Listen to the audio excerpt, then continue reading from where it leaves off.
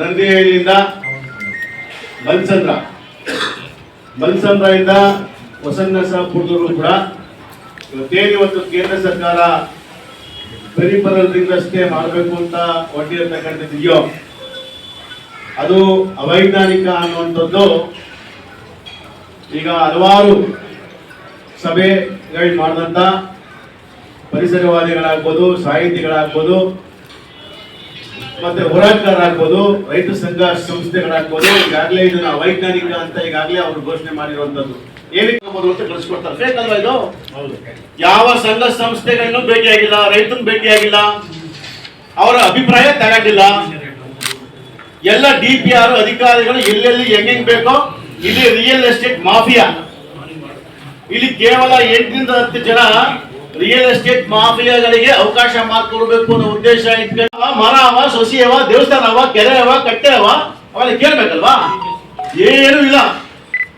ಸೀದಾ ನೇರವಾಗಿ ಏಕಾಕಿ ಹೋಗಿದ್ದು ಅವರೇ DPR ಎಲ್ಲ ಕೂತ್ಕೊಂಡು ಯಾವ್ದೋ ಒಂದು 5 ಸ್ಟಾರ್ ಹೋಟೆಲ್ ಕೂತ್ಕೊಂಡು DPR ರಚನೆ ಮಾಡಿ ಕಳ್ಸಿಕೊಟ್ಬಿಟ್ಟು ಈ DPR ಕಾಪಿ ತಗೊಳಕ್ಕೆ ರೈತರು ಸುಮಾರು 1 ವರ್ಷ ಹೋರಾಡೋರೆ. ಕೇವಲ DPR ಕಾಪಿ ರೈತರು ಕೂಡ ಲೆಕ್ಕ ಹಾಕ್ಬೇಕು. ದಬ್ಬಾಳಿಕೆ ಅಲ್ವಾ ಇದು? ಈ DPR ಕಾಪಿ ತಗೊಳ್ಳೋದಕ್ಕೆ ರೈತರು 1 ವರ್ಷ ಹೋರಾಟ ಮಾಡಿ, ಅದು ಮೊನ್ನೆ ಜಿಲ್ಲಾ ಉಸ್ತುವಾರಿ ಸಚಿವರ ಮೀಟಿಂಗ್ ನಲ್ಲಿ ರೈತರು ಗಲಾಟೆ ಮಾಡಿದ್ರು. DPR ನಮ್ಗೇನು ಸಿಕ್ಕಿಲ್ಲ, ಇದ್ರ ಬಗ್ಗೆ ನಮ್ಗೆ ಮಾಹಿತಿನೇ ಇಲ್ಲ, ನೀವೇನ್ ಮಾಡ್ತೀರ ಗೊತ್ತಿಲ್ಲ, DPR ನಮ್ ಕೈ ಕೊಡ್ಸಿ ಅಂತ ಗೃಹ ಸಚಿವ ಪರಮೇಶ್ವರ್ ಅವರಿಗೆ ಇವರು ಒತ್ತಾಯ ಮಾಡಿದ್ಮೇಲೆ ಈ DPR ಕಾಪಿನ ರೈತರು ಕೊಡುವಂತ ಕೆಲಸ ಮಾಡ್ತಾರೆ. SL ರಸ್ತೆ ಅಕ್ವೈರ್ ಮಾಡುವಂತ ಅಧಿಕಾರಿ ಹೇಳ್ತಾನೆ, ಅಕಸ್ಮಾತ್ ನೀವು ಬಿಟ್ಕೊಂಡು ಹೋದ್ರೆ ಮಿಲಿಟರಿ ಕರ್ಕೊಂಬಂದೆ ಓಡಿಸಾಕ್ತೀವಿ ಅಂತ ನನಗೆ ಹೇಳ್ತಾರೆ. ಯೋಧರು, ಮಿಲಿಟರಿಯವರು ಕೇವಲ ಈ ದೇಶ ಕಾಯುವಂತವರಲ್ಲ, ರೈತರನ್ನು ಕಾಯ್ತಾರೆ ಅನ್ನೋದು ಆ ದಡ್ಡನ್ ಗೊತ್ತಿಲ್ಲ ಅಂತ ಕಾಣ್ತದೆ. ಯಾಕಂದ್ರೆ ಅವರು ಕೂಡ ರೈತರು ಮತ್ತು ಯೋಧರು ಅನ್ನೋದು ಮರ್ತ್ಬಿಟ್ಟಂತ ಅವನ SL ಅವ್ನು ಮೋಸ್ಟ್ಲಿ ಯಾರೋ ಉದ್ಯಮಿ ಮಗನೋ ಅಥವಾ ಅಪ್ಪನ ಎಲ್ಲ ಟಾಟಾ ಬಿಲ್ ಮೊಮ್ಮಗ ಇರಬೇಕು ಅಂತ ಕಾಣಿಸ್ತದ. SL ದುರಾಂಕಾರ ವರ್ತನೆ ಮಾಡ್ತಾರೆ. ಪಾಪ ರೈತರು ಏನಾದ್ರು ಮಾಹಿತಿ ಕೇಳಕ್ ಹೋದ್ರೆ ಏಕವಚನ ಸಂಬೋಧಿಸ್ತಾರೆ, ಇವ್ರನ್ನ ಏಕವಚನ ಮಾತಾಡ್ತಾರೆ ಪಾಪ ರೈತರಿಗೆ. ಹಾಗಾಗಿ ನೋಡಿ ಫುಲ್ ಫೇಕ್ ಇದೆ.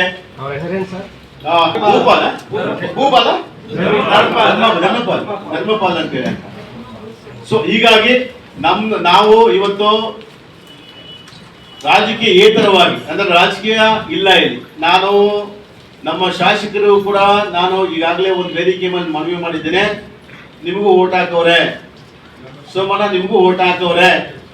ಇವತ್ತು ಇವ್ರಿಗೆ ರೈತರ ಪರವಾಗಿ ನಿಲ್ಬೇಕಾದ್ರು ನಿಮ್ಮ ಆದ್ಯ ಕರ್ತವ್ಯ ಆಗ್ತದೆ. ಬನ್ನಿ, ಇಲ್ವಾ ಸೋಮಣ್ಣ ಕರೀರಿ, ನಾವು ನಿಮ್ಮ ಮನೆಗೆ ಬರ್ತೀವಿ. ಇಲ್ಲ ಸುರೇಶ್ ಗೌಡ ನಿಮ್ಮ ಮನೆಗೆ ಕರೀರಿ, ನಾವೇ ಬರ್ತೀವಿ. ಕೂತ್ಕೊಳ್ಳೋಣ.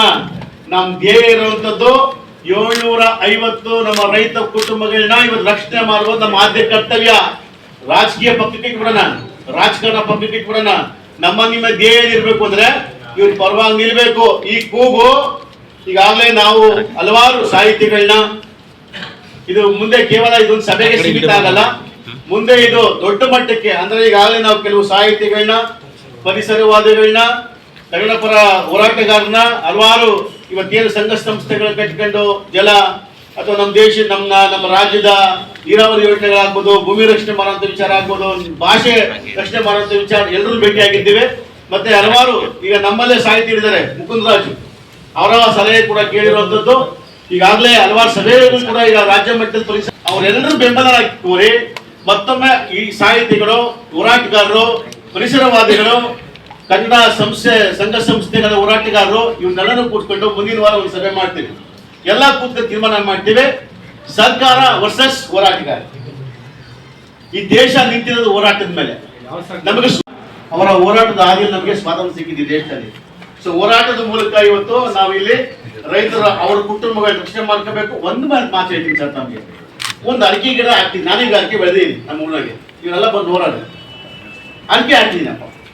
ಅಡಿಕೆ ನಾಟಿ ಮಾಡಿ ಅದು ಸುಮಾರು ಈ ಒಂಬಾಳೆ ಬೆಳೆಸಲಿಕ್ಕೆ 3 ವರ್ಷ 4 ವರ್ಷ ಬೇಕಾಯ್ತದೆ.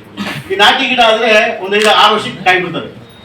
4 ವರ್ಷಕ್ಕೆ ಈ ಒಂಬಾಳೆ ಬಿಡ್ತಾರಲ್ಲ ಸ್ವಾಮಿ. ನೀವೆಲ್ಲ ರೈತರೇ, ಪಾಪ ಮಾಧ್ಯಮ ಸ್ನೇಹಿತರು ಕೂಡ ನೀವು ರೈತರನ್ನೇ. ಆ ಒಂಬಾಳೆ ಬಿಟ್ಟಾಗ ಆ ರೈತನಿಗೆ ಆಗ ಸಂತೋಷ ಇದೆ ರೀ. ನಾನು ಒಂದ್ ಮಗು ಜನ್ಮ ಕೊಟ್ಟಷ್ಟು ಸಂತೋಷ ಆ ರೈತನಿಗೆ ಆಗ್ತದ್ರಿ ಆ ಒಂಬಾಳೆ ಬಿಟ್ಟಾಗ. ಅದಕ್ಕೆ ನಾವು ಹಿಂದೂ ಸಂಸ್ಕೃತಿಯಲ್ಲಿ ಪೂಜೆ ಪುರಸ್ಕಾರಗಳನ್ನ ಮಾಡ್ತೀವಿ. ಅಷ್ಟೇ ಕುಂಕುಮ ಮಾಡಿ ಪೂಜೆ ಇಟ್ಟು ಕಟ್ಟಿ ತಗೊಂಡು ಪೂಜೆ ಮಾಡಿ ತೆಂಗಿನಕಾಯಿ ಹೊಟ್ಟು ಏನು ಅಂದ್ರೆ ನಮ್ಮ ಮನೆಗೆ ನಮ್ಮ ಜೀವನಕ್ಕೆ ಒಂದು ದಾರಿ, ನಮ್ಮ ಜೀವನ ಸಾಗಿಸೋಕೆ ರಕ್ಷಕ ಬಂದ ಅಂತ ಒಂಬಾಳೆ ಪೂಜೆ ಮಾಡುವಂತ ನಮ್ಮ ಹಿಂದೂ ಸಂಸ್ಕೃತಿ ದೊಡ್ಡ ಮಟ್ಟಕ್ಕೆ ಅದಕ್ಕೆ ಇತಿಹಾಸ ಐತೆ ನೀವು ಕೊಟ್ಟಿರ್ಲಿ. ಅದು ಬೆಳೆ ಬಿಟ್ಟಾದ್ಮೇಲೆ ಅದರಿಂದ ಸಂಸಾರ ನಡೆಸ್ತೀವಿ. ಎಷ್ಟೋ ಕುಟುಂಬಗಳು ಇವತ್ತು ಅಕ್ಕಿನೇ ನಂಬ್ಕೊಂಡವ್ರೆ, ಎಷ್ಟೋ ಕುಟುಂಬಗಳು ತೆಂಗು ನಂಬ್ಕೊಂಡವ್ರ ಆ ಭಾಗದಲ್ಲಿ, ಎಷ್ಟೋ ಕುಟುಂಬಗಳು ಇವತ್ತು ಮಾವುನ ನಂಬ್ಕೊಂಡವ್ರೆ, ಎಷ್ಟೋ ಕುಟುಂಬಗಳು ಕೂಲಿ ನಾವೇ ಮಾಡಿ ಗೌರವಿಸ್ಬಿಟ್ಟು ಇವತ್ತು ಮನೆ ಕಟ್ಟವ್ರೆ. ಇವತ್ತೆಲ್ಲ ಏಕಾಏಕಿ ನೀವು ಅವೆಲ್ಲ ಭೂಮಿನ ಡೆಮಾಲಿಷ್ ಮಾಡ್ಕೊಂಡು ಹೋಗಿ ಎಲ್ಲ ಕೃಷಿ ಭೂಮಿನೇ ಅಲ್ಲ ರೀ. ಒಂದು ಅಡಿಕೆ ಮರ ಕುಯ್ಯೋದು ಒಂದೇ, ಮಗು ಕತ್ತು ಕತ್ತಸಾಕೋದು ಒಂದೇ. ಗೊತ್ತಿಲ್ಲ ನಿಮ್ಗೆ, ಇತಿಹಾಸ ಗೊತ್ತಿಲ್ಲ ಇದೆ.